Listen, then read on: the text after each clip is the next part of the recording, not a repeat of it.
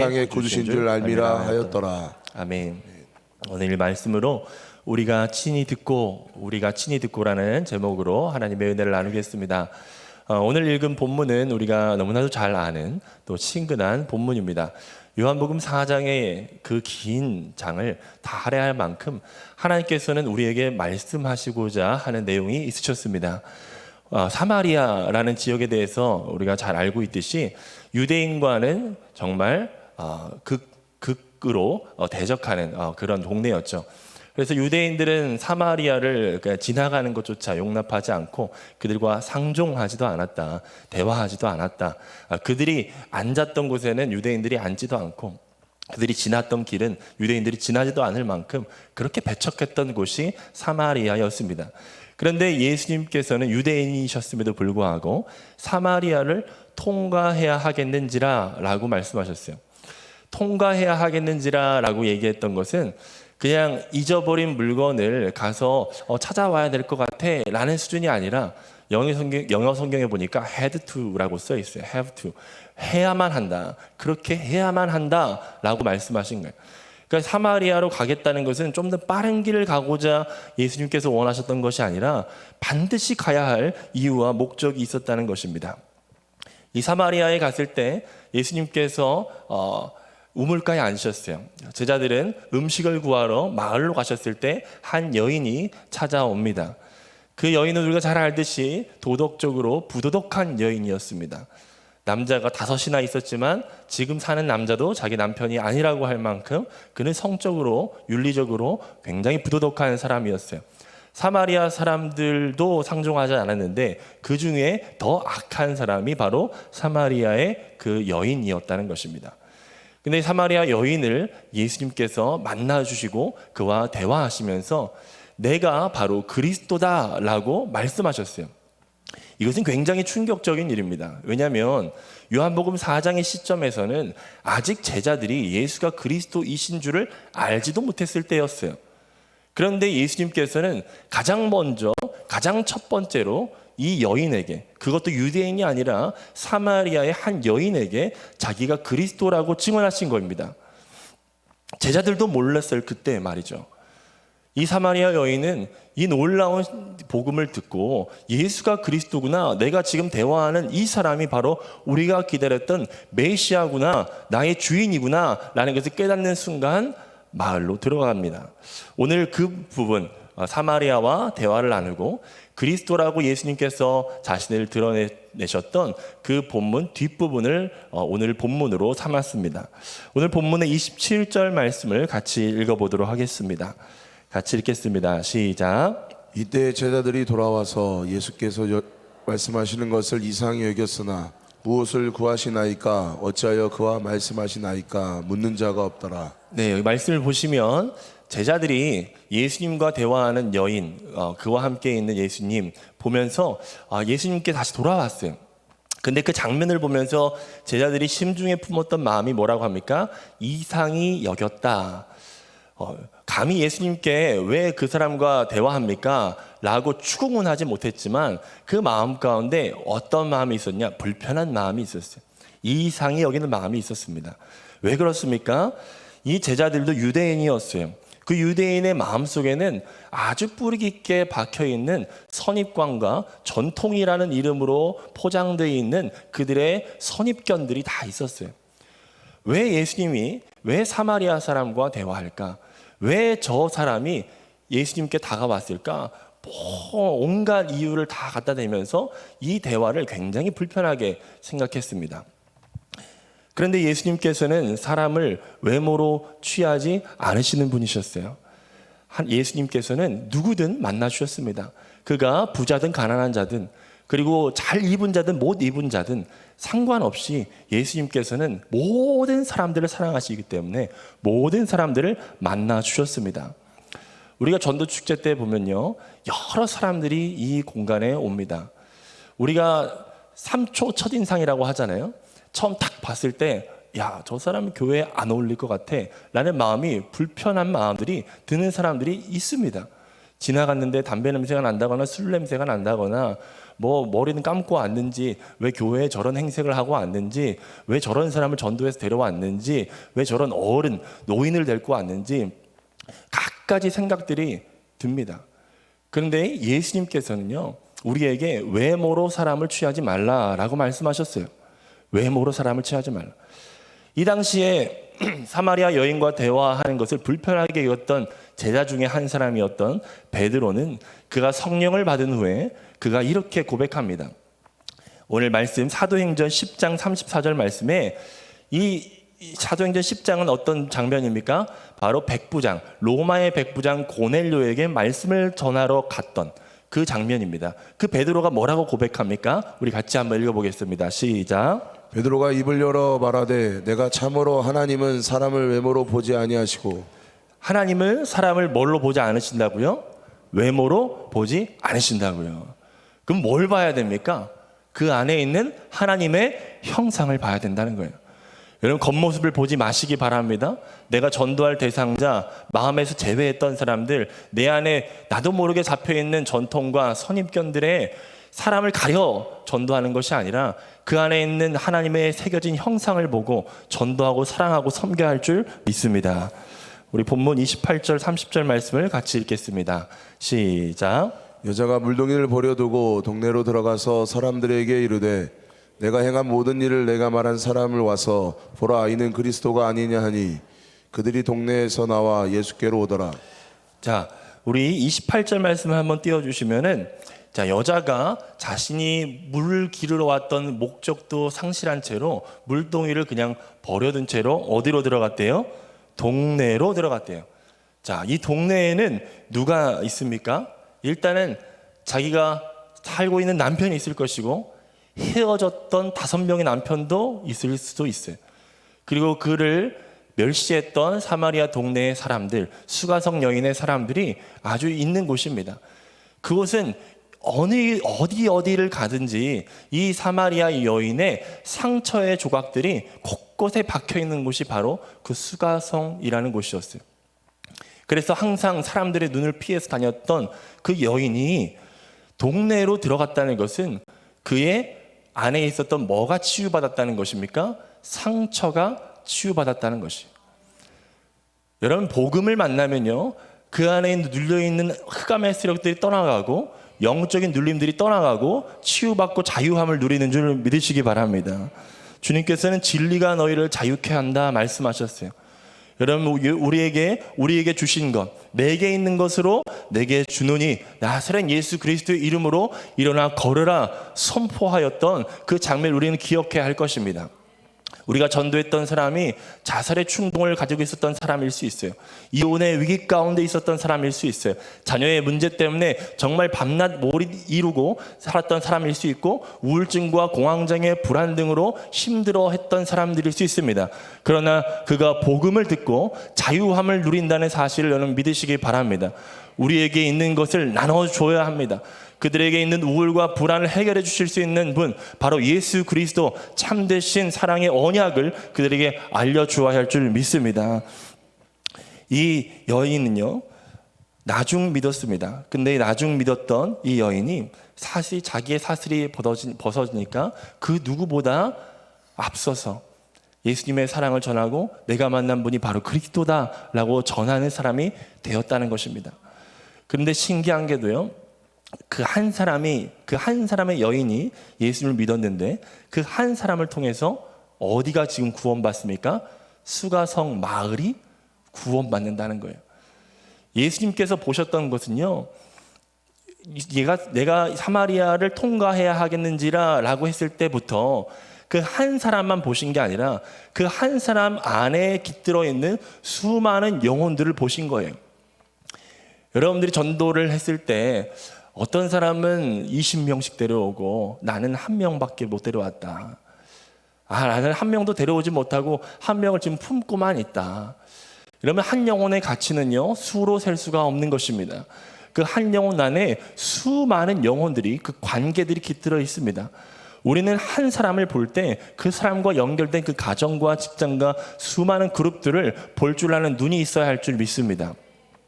어떤 영업왕, 미국의 자동차 판매를 했던 영업왕이 한 사람 안에는 최소 몇 명이 연결돼 있냐, 한 200명 정도가 연결돼 있다고 생각을 한대요. 200명이라는 숫자가 어떻게 산출됐냐고 물으니까 결혼식장 한 번 결혼식을 하면 그 한 사람 때는 몰려드는 인원이 최소한 200명 정도는 되기 때문에 그 한 사람하고만 관계를 트면은 200명하고 관계가 열리기 때문에 그 한 사람을 200명처럼 자기가 다룬다는 거예요. 그러면서 많은 자동차를 팔았다 이렇게 얘기를 하는데, 우리 복음을 유통시키는 우리 모든 복음 전도자들은 한 사람을 볼 때 천하를 보는 것처럼 전도해야 할 줄 믿습니다. 왜냐하면 한 영혼이 천하보다 귀하기 때문이죠. 우리가 한 영혼 한 영혼 다룰 때 내가 전도 데려다 놓고 하는 수준으로 끝나는 것이 아니라 정말 마음 중심으로 그렇게 사랑해야 할 줄 믿습니다. 사과 씨앗 안에는 수많은 사과의 나무가 있다고 하지 않습니까?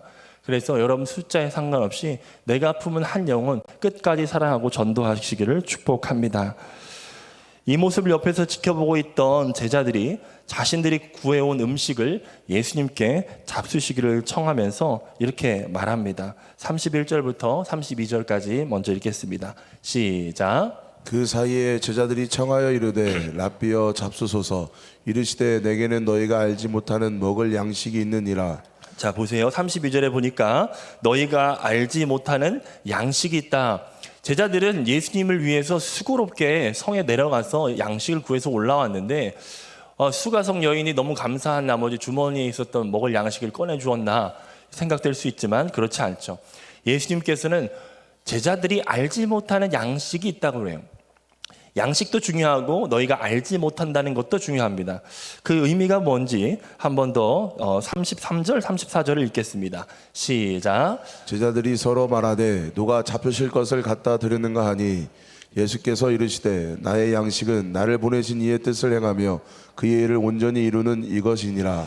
자, 예수님의 양식은 무엇이었습니까? 나를 보내신 이의 뜻을 행하며 그의 일을 온전히 이루는 것.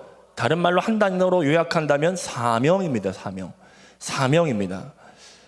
근데 이 사명, 이 양식을 왜 너희가 알지 못하는 양식이라고 했을까요? 왜냐하면 하나님께서 보내신 뜻, 예수님께서 이 땅 가운데 오신 뜻을 제자들은 알지 못했기 때문입니다. 우리도요, 하나님 예수 그리스도께서 먹으셨던 그 양식을 우리도 먹어야 할 줄 믿습니다. 우리의 영적인 양식, 바로 사명을 따라가는 것은 육신의 양식을 먹는 것보다 훨씬 더 귀해야 합니다. 그것이 예수 그리스도의 정신이었습니다. 내가 육신의 양식을 위해서 먹고 마시는 것보다 하나님 나라와 영광을 위해서 사는 것, 그것이 예수의 정신입니다. 근데 그 예수 그리스도의 그 정신이 우리 양식이라는 단어로 표현이 돼 있다는 거예요. 왜 우리가 근데 알지 못하냐? 하나님께서 우리를 이 땅 가운데 보내신 뜻을 알지 못하기 때문이에요. 그런데 복음을 통과한 사람들은 로마서 12장 2절에 말씀했던 것처럼 하나님의 선하시고 기뻐하시고 온전하신 뜻이 무엇인지 분별하며 그 뜻을 따라 사는 사람이 그리스도인이라는 것입니다. 여러분은 하나님께서 이 땅 가운데 여러분을 보내신 뜻, 그 사명이 무엇인지를 아십니까? 성경은 이렇게 증거합니다. 사도행전 20장 24절 말씀에 같이 읽습니다. 시작. 내가 달려갈 길과 주 예수께 받은 사명 곧 하나님의 은혜의 복음을 증언하는 일을 마치려 하면은 나의 생명조차 조금도 귀한 것으로 여기지 아니하노라. 한번 따라 읽어볼까요? 내가 달려갈 길과 주 예수께 받은 사명 주 예수께 받은 사명 곧 곧 하나님의 은혜의 복음을 증언하는 일을 하나님의 은혜의 복음을 증언하는 일을 마치려 하면은 나의 생명조차 조금도 귀한 것으로 여기지 아니하노라. 나의 생명조차 조금도 귀한 것으로 여기지 아니하노라. 사도 바울도요, 자기 육신의 양식보다 하늘 양식을 더 구했다는 거예요. 하늘 양식이 무엇입니까? 바로 사명이에요. 그 사명은 곧 하나님의 은혜의 복음을 증거하는 일인 것입니다. 이것은 복음을 증거했던 당시의 사도 바울의 사명만이 아니에요. 우리의 소명은 직업적으로 또 환경적으로 지위적으로 다를 수 있습니다. 소명은 다를 수 있어요. 그러나 모든 그리스도인의 사명은 다 동일합니다. 그것은 바로 은혜의 복음을 증거하는 것입니다. 그것이 직접적으로 복음을 증거하는 것이든 간접적으로 증거하는 것이든 무엇이든지 우리의 삶의 모든 궁극적인 목적은 하나님의 은혜의 복음을 증언하는 것입니다. 여러분 믿으십니까? 믿으십니까? 에베소 2장 10절 말씀에서는 이것이 어떤 일이다 라고 규정하고 있어요. 같이 읽어볼까요? 시작. 우리는 그가 만드신 바라 그리스도 예수 안에서 선한 일을 위하여 지으심을 받은 자니 이 일은 하나님이 전에 예비하사 우리로 그 가운데서 행하게 하려 하심이니라. 아멘. 그리스도 예수 안에서 무슨 일을 위하여 지으심을 받았다고요? 선한 일을 위하여. 여러분 선한 일 중에 선한 일, 선하신 분, 바로 유일하신 선하신 분 그 하나님을 증거하는 것이 우리에게 선한 일인 줄 믿으시기 바랍니다. 여러분 은퇴해도 끝까지 해야 할 일이 무엇입니까? 바로 복음 전도입니다. 우리가 숨이 멈추는 끝날까지 평생 해야 될 일이 무엇입니까? 바로 복음 전도입니다. 예수님께서 우리에게 맡기신 그 양식을 날마다 먹으면서 충만한 삶을 사시기를 축복합니다.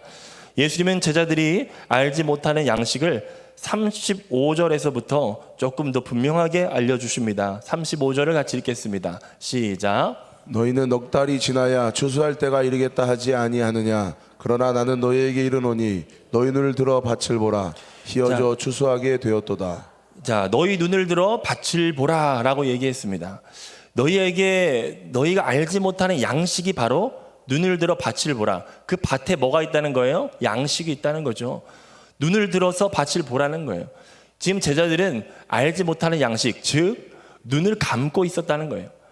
우리도요, 눈을 뜨고 있지만 감고 사는 사람들이 참 많습니다. 하나님께서 바라보시는 곳을 바라봐야 되는데 우리는 나의 삶에 갇혀서 하나님이 바라보시는 것을 바라보지 못하고 눈을 들지 못하고 항상 땅바닥만 쳐다보고 살아가는 사람들이 많이 있다는 거예요. 여러분 하늘을 바라보시기 바랍니다. 하나님의 뜻을 구하시기 바랍니다. 하늘 양식을 쫓으시길 바랍니다. 눈을 들어 밭을 볼 때 보였던 예수님께서 보셨던 것이 무엇입니까? 한 명의 사마리아의 사람이 아니었어요. 그 한 사람을 통해서 그 마을이 구원받는, 그 성이 구원받는 것을 주님께서는 보셨다는 것입니다. 우리가 가지고 있는 전통과 선입견에 사로잡혀서 그 한 사람이 뭘 할 수 있겠어 라고 생각할 수 있습니다. 그러나 눈을 들어 밭을 보시기 바랍니다. 그 한 영혼 안에 있는 수많은 밭을 여러분 보셔야 됩니다. 수가성 사람들은 마음이 준비되어 있었어요.